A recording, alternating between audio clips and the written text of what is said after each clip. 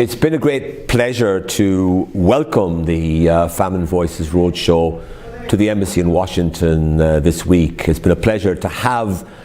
the representatives of the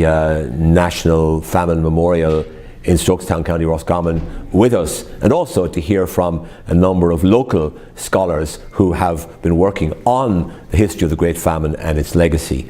The Great Famine is important to Irish Americans because it is part of the foundation stone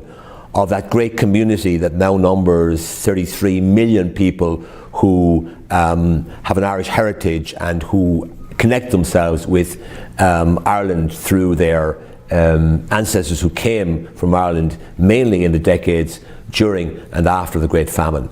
For Irish Americans, they connect strongly with that story of the famine immigrants who came to this country in conditions of strife and who quickly established themselves here and became part of the fabric of today's America. And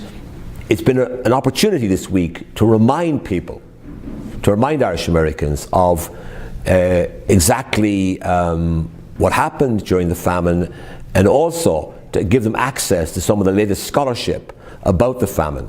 And it's been a joy for myself and my colleagues at the Embassy to host this famine commemoration and to bring to the Embassy so many people who trace their own family stories back to those dreadful times when famine struck Ireland and a